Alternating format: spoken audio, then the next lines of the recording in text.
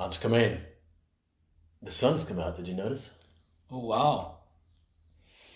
We spent the last maybe 2 days, 48 hours without sun here on this island in the coast of Brazil.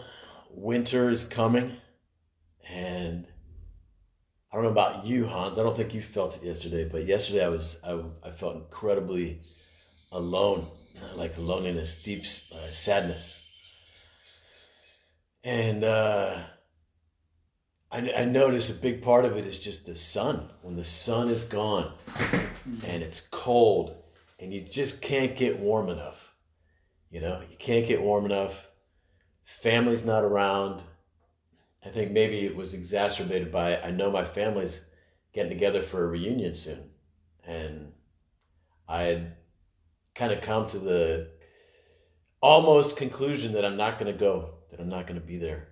And I think the combination of that and also, like Why not? we're working with men and we're reaching out and we do this podcast and we do some other invitations and we do it on the internet, but it's not the same as having guys here in person, you know?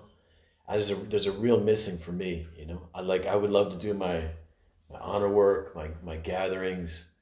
It's so important to me to have people, have people. We talk about brotherhood on these calls, and you're here, and that's great. But beyond that, I mean, with the lockdown, like we don't even really terrible. Connect with many Brazilians at all. People got their masks on. Yesterday, I go to the mall, and this angry guy, because I'm not wearing my mask, and it's you can't even even if you talk, you think the eyes are like the soul, and if this is blocked, you don't see much. But now I realize with the mask, you connect so little with people. Yeah, they're like, I'm like trying to, and then they're afraid, to with a girl you go in for the kiss, and it's just like mask to mask, and no, but a big reason I come to Brazil is similar to Africa. Because the warm connection I feel with people and the aliveness in it, but the aliveness has to do with the connection. And it was rough for me yesterday. And towards the end of the day, and we were thinking about going someplace sunny, moving north because winter is coming here in South America. We're not far from winter. The mornings are getting colder. There tends to be less sun in the morning. This morning was 13 degrees. Yeah.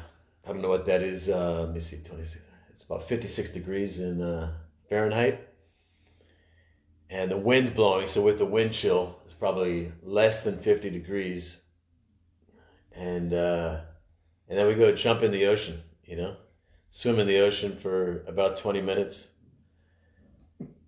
And go ahead, Hans. Do you really? I know you want to share. No. I know you want to share. No, he got hammered this morning by a wave, like a Skye. He loves seeing me in pain. But anyway, yesterday I had a deep loneliness, like a depression, and it's relatively unusual for me, And I just thought of all the guys out there. People out there who may be feeling the same thing. I never connected with that feeling either until like after 2016 when something happened, and it's strange, because now I know, because I've been in places that you feel okay, whatever is depression. I don't know if this is it, but I could feel like why would I get up in the morning? Yeah. And for the first time, I would understand people who would be suicidal. Not that I always feel like I have to qualify this. Not that I was thinking ever, but I could see where it's coming from, or I could see down that path. Yeah. It's strange. It's crazy. Well, it's funny. I know what would make a difference is reaching out to family. is getting some connection.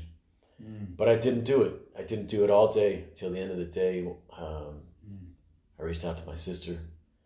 But what I did do towards the end of the day was I turned on like the X Factor and American Idol, where people just get up there. It's their one chance in the world, and they sing their heart out to the world, you know, and they put everything into it, and they got their family watching. And you know, like there's a Filipino couple, and they've got this, I think she was 9 years old.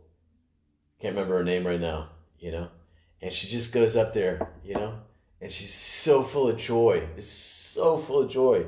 just sings her heart out, you know. And I don't know, man, over the past 10 years, traveling the world, oftentimes being alone, at times when I felt really low like that, that was my go-to for a lot of it. And I was like, I'll just watch one performance after the next. And it's all choreographed, like the way they put the edit together to show the family and to show the whatever, and to get at your heart, you know? Right. And yeah, it's in those moments I think about, what if I had children? Or if you think about family, you know, I think about singing my heart out, like giving everything. And I usually watch videos of animals getting rescued.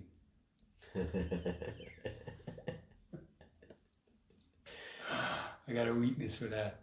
Yeah. Yeah. Well, it's hard not to be touched by that, but yeah. I wanted to share something that I also discovered really made a difference for me, because I went from, you know, when I was in Austin, I was surrounded by family. I was surrounded by people who'd done my work. I was really close to sunshine in Austin, positive people doing visionary, entrepreneurial, creative things, young people, music, live music all the time.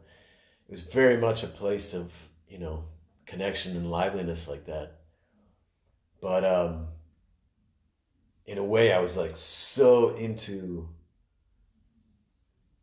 the future and going forward and discipline and all of this that, you know, after my first 2 trips to Africa, I would go back to Austin, and the level of connection was so different between Austin and like Africa. It was like magnitudes different.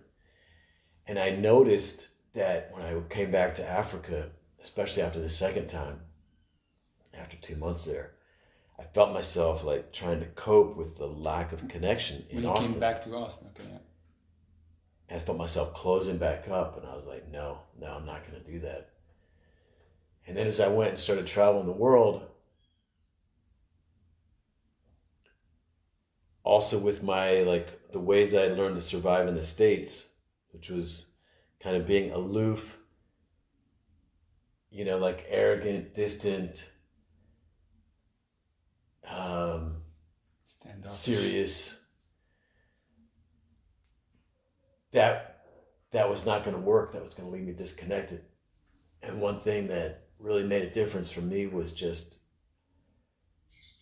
I started giving. I started serving. I started just really focus on giving. I let go of my business, let go of what I'm trying to do, and I just started showing up generously. And it made all the difference in the world for me. Yeah, that seems like a great way. Oh, wow. It's funny because I had stories coming back, and I noticed that me connecting with people has always been an easy thing, you know, also when I travel. But I see how getting out of the confinement, the great way to get out of it is being generous. Start showing up for people. I can see how that is a great way to make connections. Yeah, I remember my friend Tom invited me to Brazil. He was the first guy to invite me to Brazil, and I stayed with his family for about 3 months. in Joinville, Brazil, a few hours north of here. And I'd wake up every morning in paradise. I mean, it's just lush green and tropical, beautiful. And I had my own room and I had this balcony and just open it and sunshine and flowers. And it was incredible.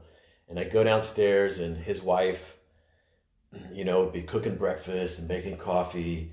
And I would go in and I would give a kiss on the cheek. And his adult son lived with him at the time, and his beautiful wife, and I'd go and give her a kiss on the cheek. And in Brazil, everyone greets with a kiss on the cheek, but the men and women do, and women to women. And it felt so warm and connective. And and it was a little bit uncomfortable for me. And even after a while, I kind of realized, well, they don't really do this every day. But I was doing it every day. I was going in for the kisses, because I just wanted that warmth and Oh, you don't use the tongue? Oh. I noticed this time when I got here to Brazil, everyone started wearing masks, and maybe word got around that Michael Skye kissing guy's coming. Let's blame it on Corona. Like, not make him feel so bad about himself. But I started. Go back to funny generosity. because now I'm making a connection. Because back in the day, I was maybe 23 years old. I grew up really, really like shy, I would say. Not around like core group of friends, not around people at church, but in public school and all that, I was extremely shy and alone, like I was a loner. But when I was 23, I went back to Atlantic City for a weekend, and my sister Lisa and I, we went out for New Year's Eve, and we're at this big amphitheater, and they're playing live music, and everyone's there to celebrate, but no one is on the dance floor. Nobody's on the dance floor. So Lisa and I would go down to the dance floor, and we're just kind of looking at each other. We're like, all right, we're gonna be first or whatever.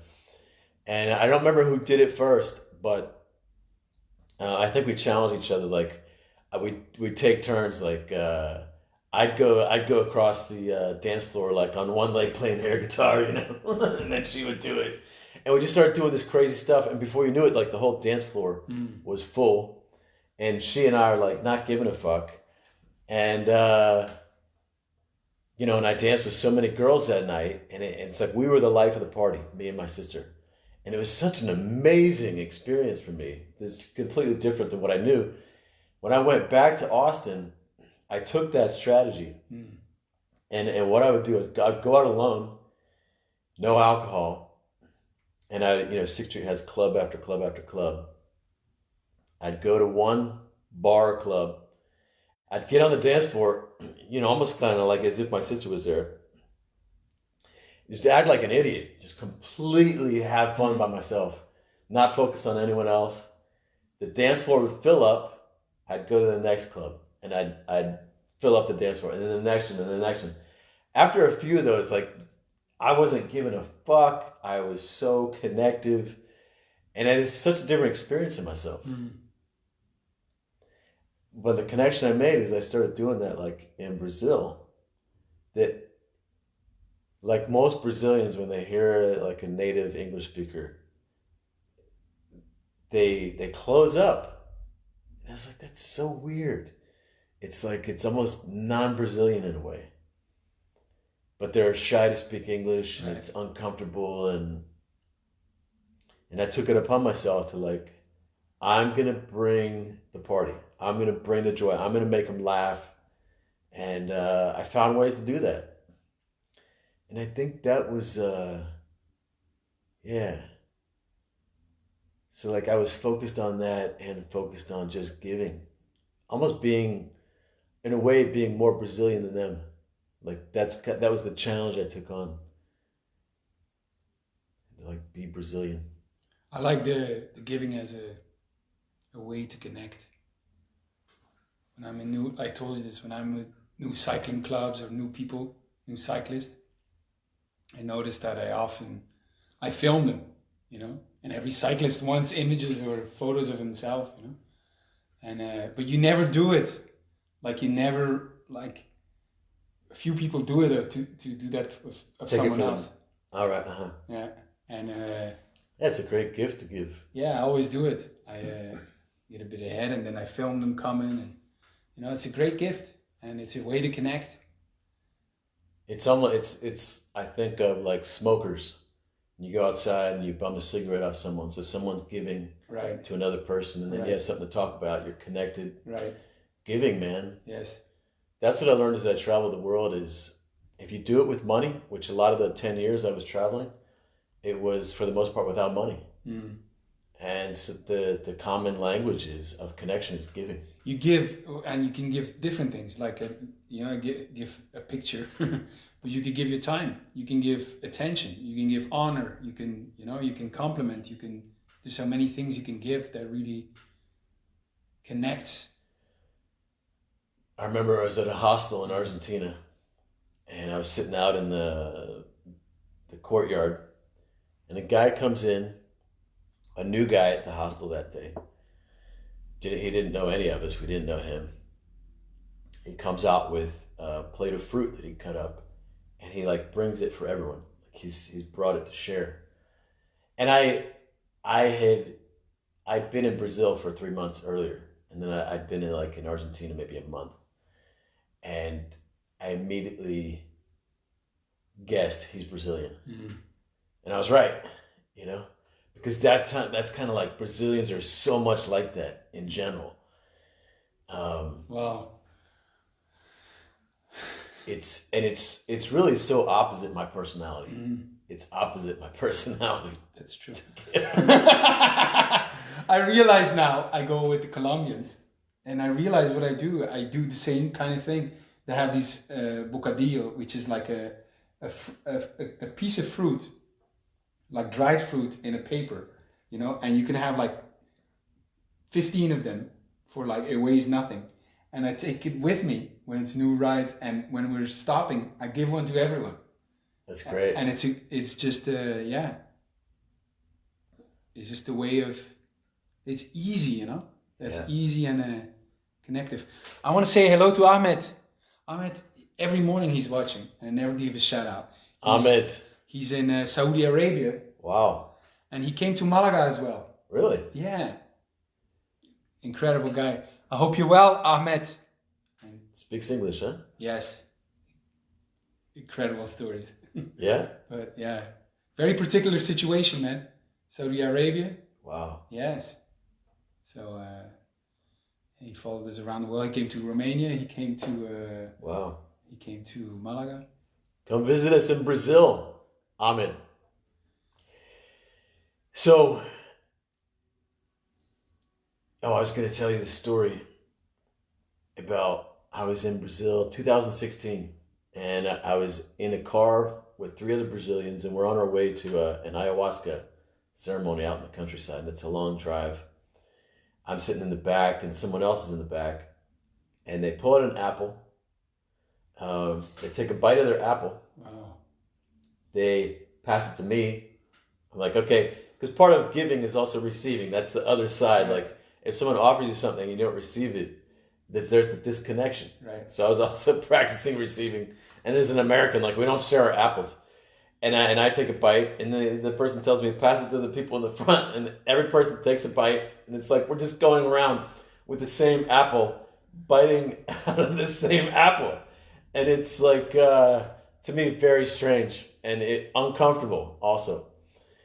But, you know, I remember in Argentina, they get together once a day. They take a break, like in the afternoon, and they have their mate. And everyone drinks from the same cup and the same straw. And it's got you have the green mate. It's like a tea. Same here. And they'll, with them, I think here it's cold water, isn't it? And with there it's hot. But they'll fill it up, you know, or put some hot water in there, and then you sip on it, and then you give it back, they put hot water, and then it's the next person's turn. and everyone's sharing, and it's just a time in the afternoon to connect. Everyone to connect. That's it. Right. You stop what you're doing. You connect. I here too, and I'm like, fuck, same cup. Yeah. But then again, you know, you have people smoking joints. The joints get passed around. Right. You know. It was definitely, that was one of the things as I was traveling is, you know, if you travel with all your same barriers, all your same limits, all your same ways of being an individual, you don't connect as much. You don't come alive as much. And yeah.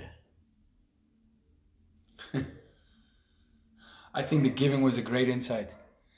This is Dan Hermano. He's the reason I got to Romania in the first place. Oh yeah? All my histories. Dan came to Brussels and to Amsterdam, invited us 2011. What's happening, Dan? Spent a month there and it changed my life. And I came back. So he's Romanian. He's Romanian, in Bucharest. We're coming in, I'm coming in September. So stay put. More Romanians, see? Mm-hmm. Victor. All right. Well, it's good to get back on track. I think it's certainly these times, the loneliness is something that we all share at times. You know, I feel lonely too. I'm angry at the difficulty of connecting. But I wanted to put out a call. If you do feel lonely and you resonate with our message, you know, you can always reach out. I am here. You want to talk? Yeah, as far as Brazil. The Ronin Radio podcast goes, any comments, questions, engagement, be happy to entertain your questions, inquiries, and so forth. Reach out And